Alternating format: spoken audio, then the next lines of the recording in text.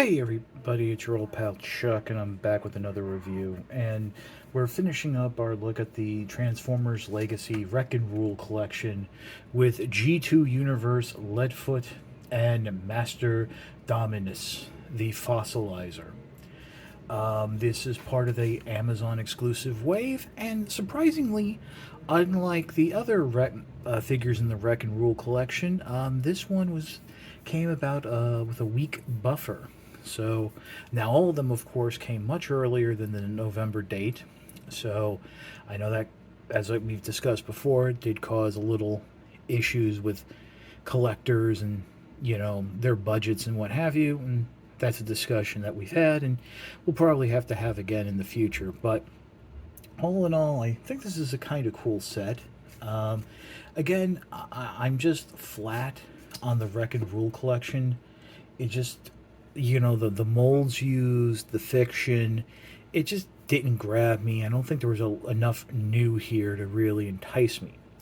Now, what I will say I am impressed by is Leadfoot here is not only a repaint with a new head, but the clear plastic that was used on the Earthrise Mirage mold, which is the base mold for this, has been removed. So you actually have a better figure because you don't have to worry about it cracking or breaking.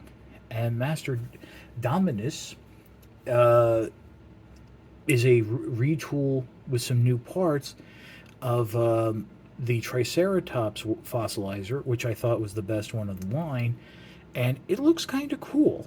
Now, what's a little interesting is, unlike Impactor and Spinosaurs, whatever the heck it was called, this set really isn't color coded to each other. I guess they just realized bright yellow and metallic bluish purple just would not work on a mastodon fossil, although there is quite enough black with Leadfoot to kind of match, but that's a discussion for a little bit later.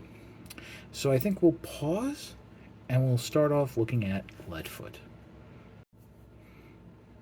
Okay, so as I said in the beginning, Leadfoot is a repaint with a new head of the Earthrise Mirage mold, and I'm also going to say a retool, since I feel the clear plastic used, unless I'm missing it, has been removed from the figure.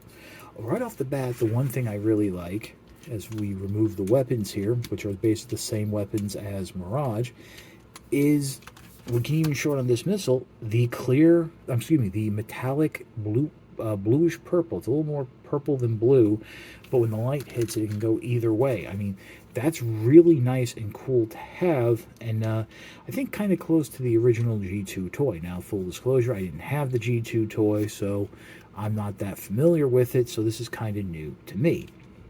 Unfortunately, a lot of the issues I had with both versions of Mirage are still somewhat present, namely the arms not pegging in well to this back section, and this whole sides here, which form the legs, not clipping in. Now, that could just be because of the repainting, the thicker painting.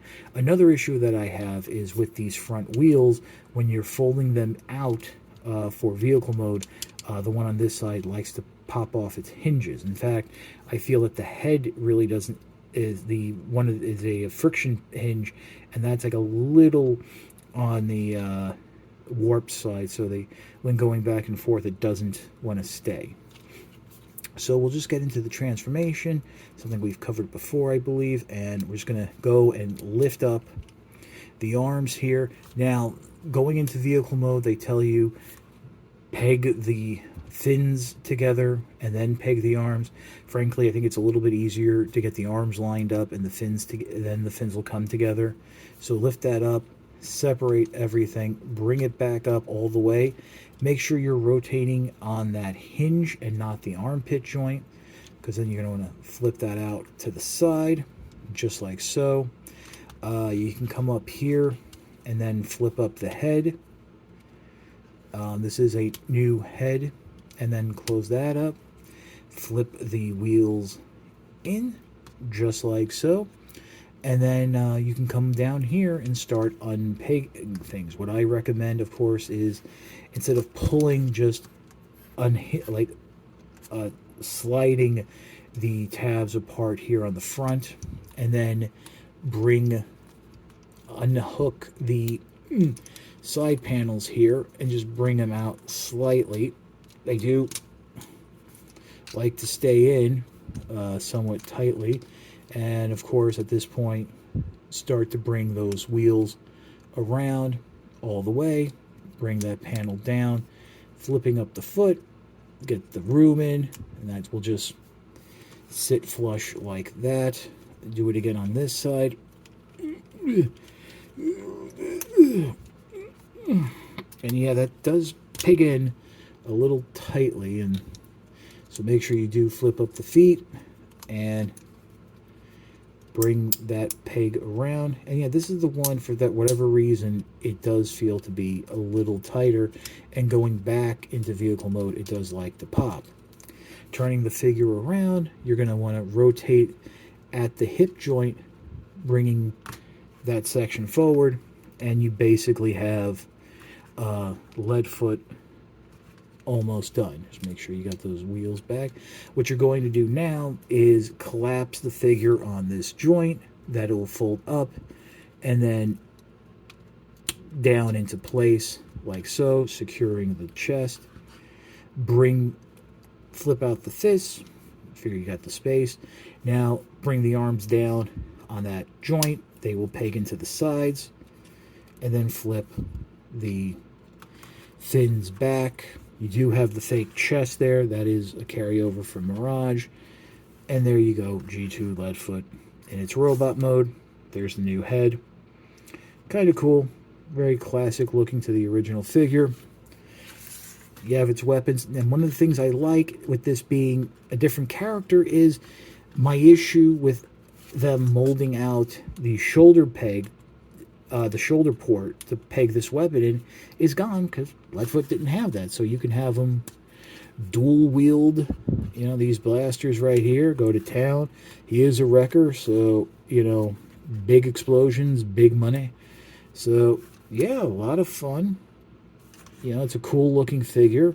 I do think this set is actually out of stock now on Amazon. And I do want to mention that on the front of those fins from the vehicle mode, I should probably mention this when it was in vehicle mode, but I've been hearing reports of some discoloring.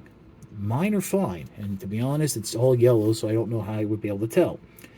But that's Leadfoot. Let's pause and take a look at Mastodominus. While preparing for this review, it actually kind of dawned on me. We have a Mastodon. We have a Tyrannosaurus. We have a Triceratops. We have a Pteranodon. All we're missing is the saber-toothed tiger, and we basically have weaponizers that make up the original Dino Megazord from the first season of Power Rangers. And this one, the Mastodon, is in black, so there had to be some thought there. So if we get a saber-toothed tiger fossilizer, somebody's in on the joke. Now, as I mentioned in the beginning, there are some new parts here to make the figure look taller and to give it that Mastodon look. This whole headpiece is new. I think there's some joints here that are new from the Triceratops fossilizer that I can't remember its name. And you guys know by now I'm not a big fan of the fossilizer, so I couldn't be bothered.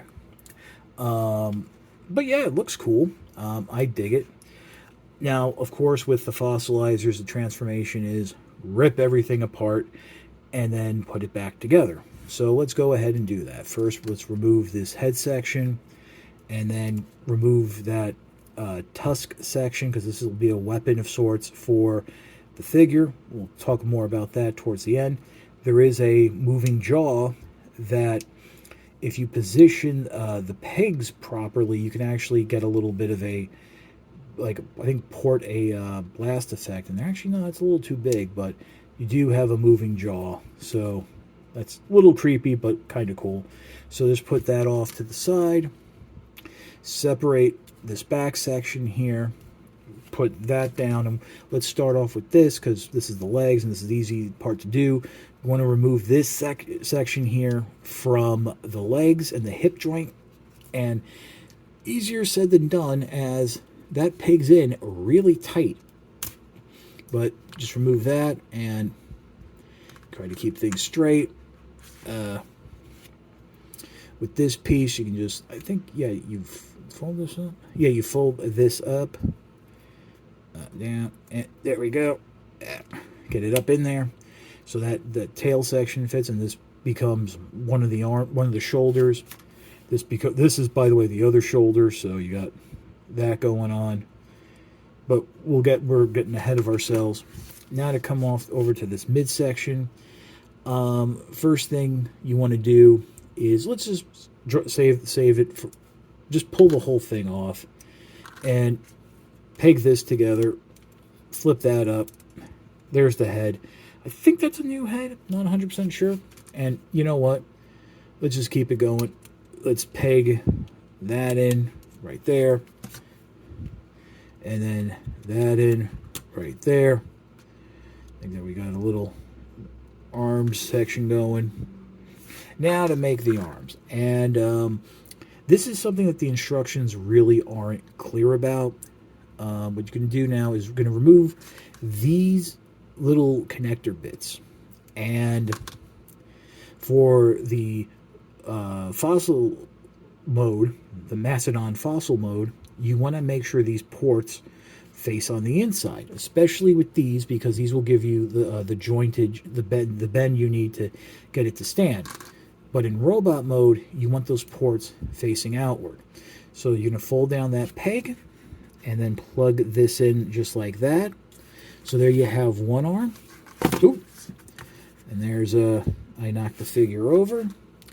And then this one, you want to grab one of these, bend that joint down, and that will peg into that port right there. Do it again on this side. Again, we want the ports facing out. And there you go. And there you have Mastodominus in its robot mode. Now the weapon here, you can peg into the side.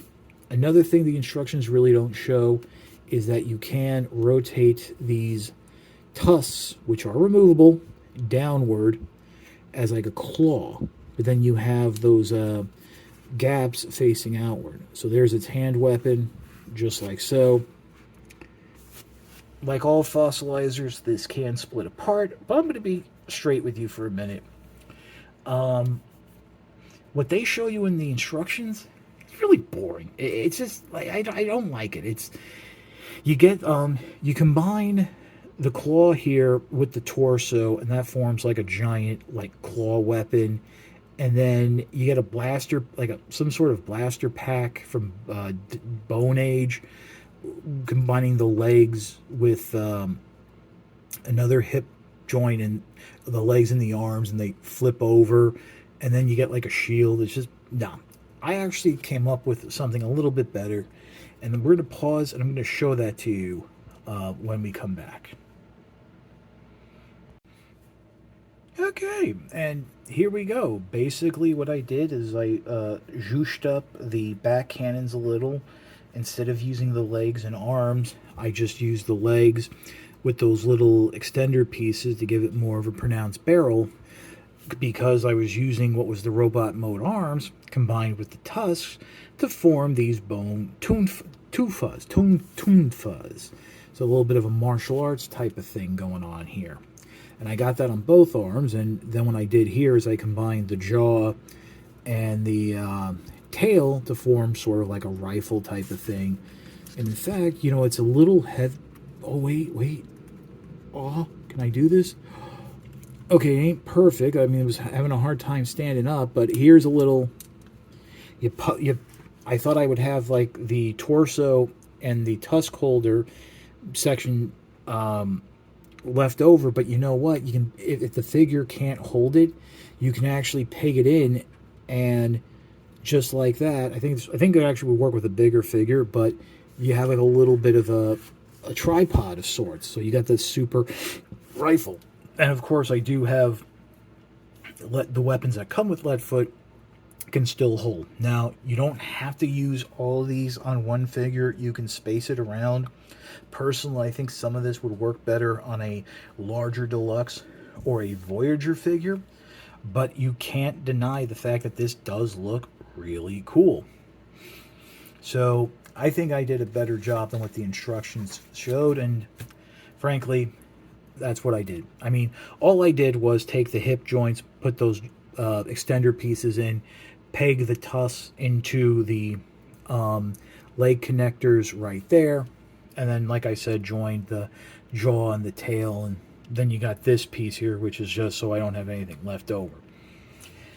I do think this set is my favorite of the Wreck and Rule collection. I did not get Springer, and I don't really plan on getting Springer unless I can find it on a really, really deep discount, which means I won't be able to make the Giant Hammer. And in case you were wondering, this set, the final piece it comes with is the base, so there's that. But I think overall I was just bored by this theme. I think they could have done the Wreckers a lot nicer. I think if we had a little more new tooling. I wasn't a fan of the fossilizers. If there was weaponizers, that would have been something else, but the fossilizers just kind of fell flat. I think if we got in a repaint with a new head of Slammer as some character, that would have been great. And who knows, we might get that down the line. But with that being said, out of all of them, this one's my favorite, and of course it's the one that's sold out right now as of this recording, which is Monday, August 8th, 2022. So by tomorrow it might be in stock again, or they might be doing one of these things where if you pay now, they'll ship it when they get it. So if you're interested in this set and haven't gotten it yet, jump on it when you see it. Other than that, I think the other sets are still floating around. Not a lot of demand, which is kind of surprising for Twin Twist, since again that mold goes for the original use of that mold goes for a lot of money. But yeah, I think that's about it. You know, I just, again, if I sound a little bored by it, it's because really I am. But I think there is a lot of fun here to be had, especially from younger fans with the buildability of the fossilizers. That's about it for the review. This is your old pal Chuck. Like, comment, and subscribe if you'd be so kind. For Leadfoot and Mastodominus, we will see you next time.